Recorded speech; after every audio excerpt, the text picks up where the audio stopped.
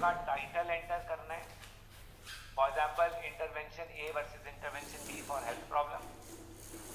यार it depends कि आप रिव्यू कैसे कर रहे हैं। ये इसमें वैसे तो ये सेल्फ एक्सप्लेनेटरी है। अगर आप कुछ भी लिखना चाहते हैं फ्री फॉर्म कि कोई पैटर्न ना हो, तो आपने लास्ट वाला चूज कर दिया। बाकी ये फॉर्मेट्स हैं, dash for dash. For example अगर आप एक सिस्टमेटिक रिव्यू कर रहे हैं, just to give you an example, क्या you want to see how effective is pregabalin for uremic pruritus. तो आप कहते हैं यार ये प्रीगैबलिन की स्टडीज निकालूंगा और आगे देख लूंगा किस किस से कंपैरिजन हुआ, मल्टीपल कंपैरिजन हो जाएंगे। फॉर एग्जांपल मैं कंपैरिजन करूंगा सर्ट्रालिन से, मैं कंपैरिजन करूंगा ओपियोइड से, मैं कंपैरिजन करूंगा सिंपल ये जो एंटीहिस्टामिन से and so on. So 3 comparison हो गए। तो आप ये तो नहीं लिख सकते pregabalin versus sertraline and dash for uremic pruritus. तो आप लिखेंगे प्रीगैबलिन फॉर यूरेमिक प्रूराइटिस। अगर ऐसा लिखना है तो आपका ये टॉप वाला आ जाएगा। अगर आपकी 2 फिक्स्ड आई और सी हैं, 2 इंटरवेंशंस हैं, तो आप ये वाला intervention A versus intervention B choose करेंगे। इसी तरह अगर आप कहते हैं कि प्रीगैबलिन एल्डरली पेशेंट्स, हम यंग को एक्सक्लूड कर रहे हैं। सो इट डिपेंड्स कि आप क्या करना चाह रहे हैं, और फ्री फॉर्म की आपका जो दिल चाहता है लिखना चाहें तो आप यहां से सिलेक्ट करें। ठीक है, लेट सपोज हमने टाइटल लिख दिया और उसके बाद एक ग्रुप ने यहां पे गलती की थी, आपने प्रोटोकॉल नहीं सिलेक्ट करना। जब आप प्रोटोकॉल सिलेक्ट करेंगे तो डाटा एनालिसिस उसमें ब्लॉक हो जाएगा। आप फुल रिव्यू को सिलेक्ट करें और फिनिश करें। उसके बाद आपने अपनी स्टडीज इंक्लूड करनी है। उसमें यहां पर स्टडीज एंड रेफरेंसेस लिखा हुआ है लेफ्ट साइड की टैब में। इसको आप डबल क्लिक करें, रेफरेंसेस टू स्टडीज को डबल क्लिक करें, इंक्लूडेड स्टडीज आ जाएंगी। इसको राइट क्लिक करके ऐड स्टडी करें। आपने स्टडी ऐड कर दी।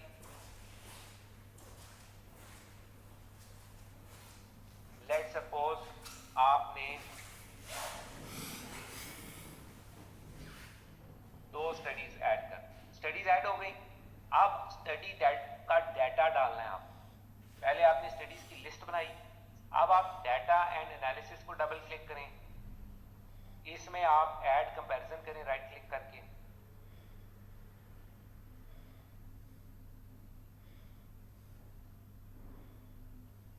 और इसको नेक्स्ट दबाएं,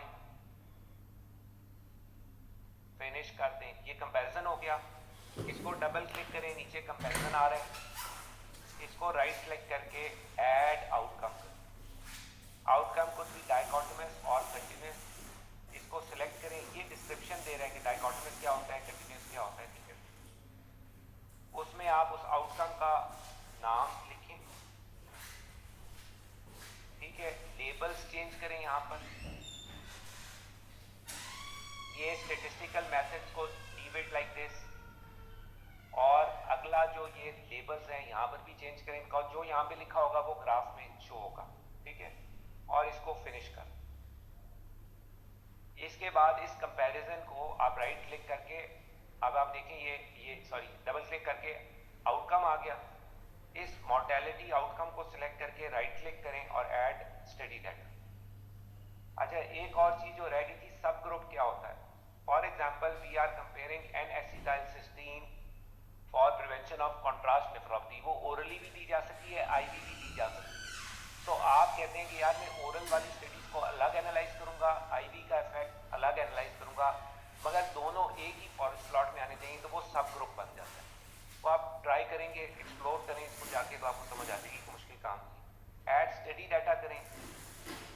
यहाँ पर आपकी ऑल इंक्लूडेड स्टडीज लिस्ट हुई हुई है। इनमें से जोन सी आपने इंक्लूड करनी है वो सिलेक्ट की और फिनिश कर।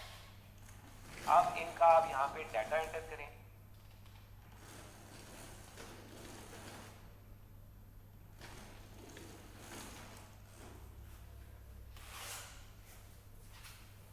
और ये आपका फॉरेस्ट प्लॉट आ गया। इसको आप ऑड्स रेशो की जगह आरआर कर दें और एफई की जगह रैंडम इफेक्ट कर दें। इधर से आप देखें स्लाइडर को मूव करना है नहीं करना, तो जहां पे भी आपको एस्थेटिकली प्लीजिंग लगे वहां पे ले जाएं। और ये आपका फॉरेस्ट प्लॉट तैयार है। सॉरी,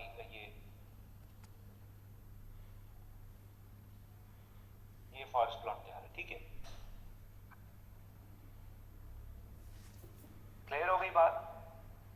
फॉरेस्ट प्लॉट बनाना आ गया, इसकी इंटरप्रिटेशन हमने डिस्कस कर। आप लोग अपने लैपटॉप पे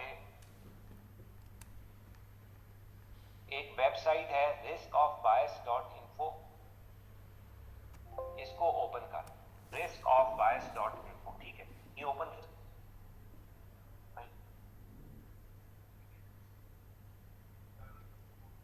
अच्छा, ये एक वेबसाइट है riskofbias.info, इसमें डिफरेंट किस्म की एक्सेल शीट्स अवेलेबल हैं।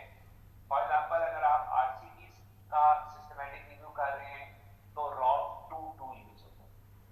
आरसीटीज में पैरेलल असाइनमेंट भी होती है और क्रॉसओवर असाइनमेंट भी होती है। इसका डिफरेंस पता है आप लोग? पैरेलल का मतलब ये है कि आधों को आपने एक इंटरवेंशन दी, आधों को आपने दूसरी दी, जो आ गया इसमें आ गया वो इधर का ही है, जो उधर का आ गया वो उधर का ही। इसको पैरेलल असाइनमेंट कहते हैं। क्रॉसओवर असाइनमेंट ये होती है कि पहले ही आधों को ग्रुप ए में रखा, उनको बी में रखा, और इंटरवेंशन कंप्लीट होने के बाद ग्रुप स्वैप कर। तो initial part of the study में I was in group 1 and in the second half I be in group 2, तो क्रॉसओवर स्टडी। तो RCT could be with parallel assignment और क्रॉसओवर असाइनमेंट, दोनों के टूल अलग। जो नॉन रैंडमाइज्ड स्टडीज होती है ना, उनके लिए रॉब 2 यूज किया जाता है, उनके लिए यूज किया जाता है रॉबिन्स आई, ठीक है।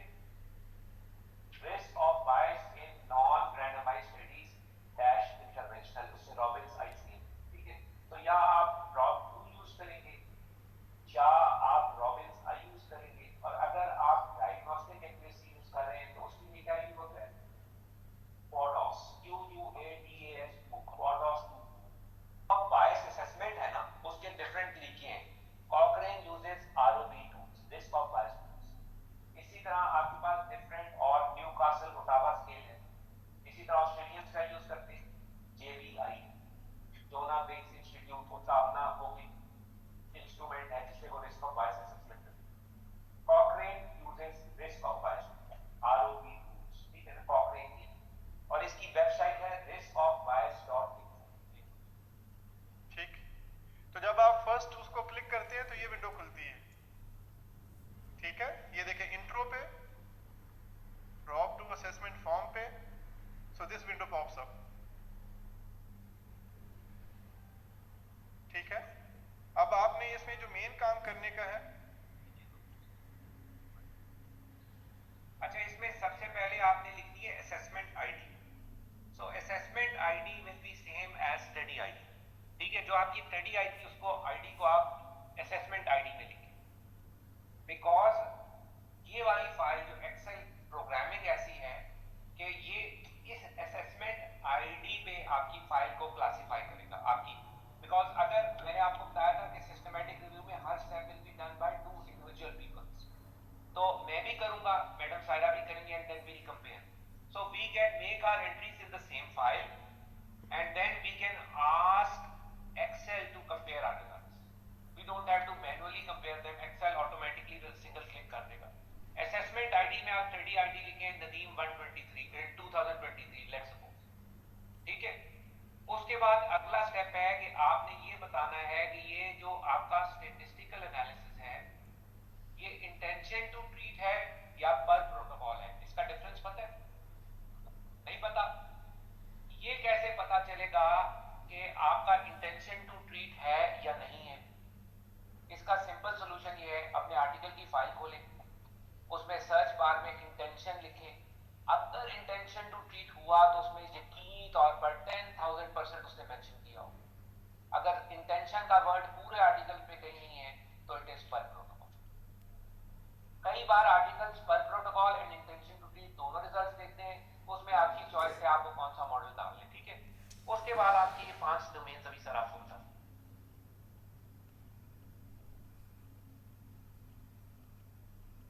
ठीक है। तो जो फर्स्ट वाली डोमेन है वो रेंडमाइजेशन प्रोसेस है। ये बटन्स बने हुए नीचे देख रहे हैं आप लोग, डोमेन 1 2 3 4 5, और उसके बाद फिर एक ओवरऑल बायस का बटन। तो जब आप इस पे क्लिक करते हैं तो ये नीचे चेंज होते जाते हैं क्वेश्चंस। आप देखिए, इस पे क्लिक करके देखिए।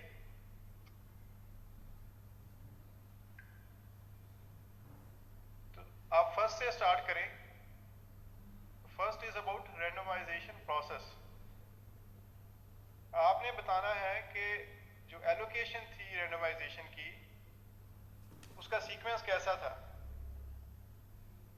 रैंडम था या नहीं था। उसमें दो तीन ही ऑप्शंस हो सकती हैं ना, या यस होगा या नो होगा या एनआई क्या होगा, कोई इंफॉर्मेशन नहीं होगी उसके अंदर।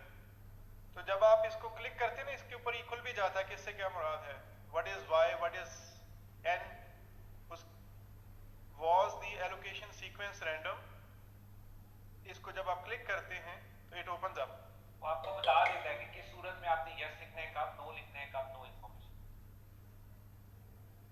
जब आप एंटर करते हैं, इसमें जो सीक्वेंस बना हुआ एलोगरिथमिक रिजल्ट्स का, जब आप इसको क्लिक करेंगे तो इसकी बेस पे वो ऑटोमेटिकली सिलेक्ट कर देगा कि ये लो रिस्क ऑफ बायस में आ रहा है या हाई रिस्क ऑफ बायस में आ रहा है। अच्छा, ये ऐसा है कि जब आप ये एंटर करेंगे ना, यहाँ तक आपने पढ़ना है, उसके बाद अब एल्गोरिथम को प्रेस करेंगे तो रिजल्ट दे देगा हाई। आपने यहाँ पे हाई सिलेक्ट कर लें, जो वो कहता है आप सिलेक्ट कर लें, हाई कर लें, high. If you disagree with the judgement, ये कॉकरेन की कोई एल्गोरिथम है जो कॉकरेन वालों ने बनाया, ट्यूटोरियल ही उनका है, उसकी बेसिस पे based on these signalling questions the answer should be high, it should be high. But if you disagree, you endorse your opinion here, comments here in this box, okay, it says high but I think it's low because of this, this and this. इसके सारे fill कर दें। अब ये सारे different questions हैं। were the participants aware of their assigned intervention, ये कहाँ पे पता चलेगा, इसको क्या कहते हैं, ब्लाइंडिंग। तो आर्टिकल में लिखी होगी ना।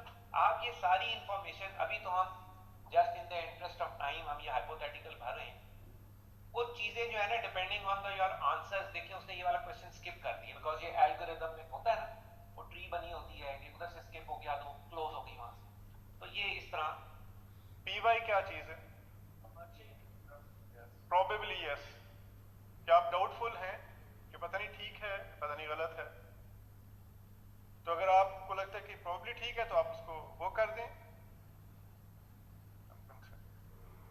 ठीक है। तो ये सारा फिल कर लेते हैं। अच्छा यहाँ पर देखें, बिकॉज ये एच और एस है बट इधर ये मिसिंग है क्योंकि ये फिल नहीं हुआ हुआ, तो आपको पता चल गया ये 3 मिसिंग है। बट हमने ओवरऑल जजमेंट जो भी होगा ना, बर्स्ट होगा, वो ओवरऑल आ जाएगा और आप इसको सेव कर देंगे। जी, पांचों के पांचों फिल करने जरूरी हैं बिकॉज अभी जब फॉरेस्ट प्लॉट बना, सॉरी ये रिस्क ऑफ बायस का आपको ग्राफ बने हुए देखेंगे तो उसमें वो चीजें खाली रह जाएंगी, भरनी तो है ना। सेव हो गया, क्लोज कर दें। अब आपने समरी का टैब एक बार प्रेस करना है खाली, और इसका फिगर्स का टैब प्रेस करना है, ठीक है। ये देखें ये वो बनने लगे हैं, ये रिस्क ऑफ बायस का ट्रैफिक प्लॉट है, ट्रैफिक लाइट प्लॉट, ये देखा हुआ आपने सिस्टमैटिक रिव्यूज में। ये वो अभी इसके अंदर बाकी एंट्रीज करेंगे तो ये सारा वो प्लॉट बनने लगे। So systematic review can not be done by a single person, we need at least 3 people. 2 बंदे काम करेंगे, तीसरा उनको वेरीफाई करेगा।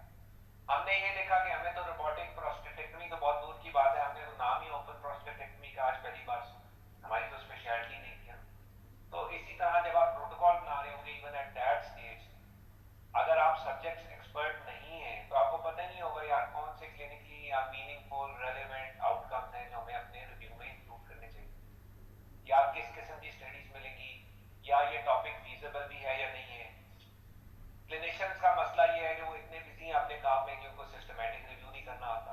सो आपको मुख्तलिफ किस्म के लोग चाहिए होंगे जो टीम काम करके, एज टीम काम करके इसको प्रोजेक्ट को सक्सेसफुल बनाएंगे, ठीक है। सबसे पहले तो ये है कि आपने अपनी टीम ढूंढनी है, टीम मोटिवेटेड होनी चाहिए, उसमें ये मुख्तलिफ काम है जो आपको करने हैं। ये जैसे ये होता है ना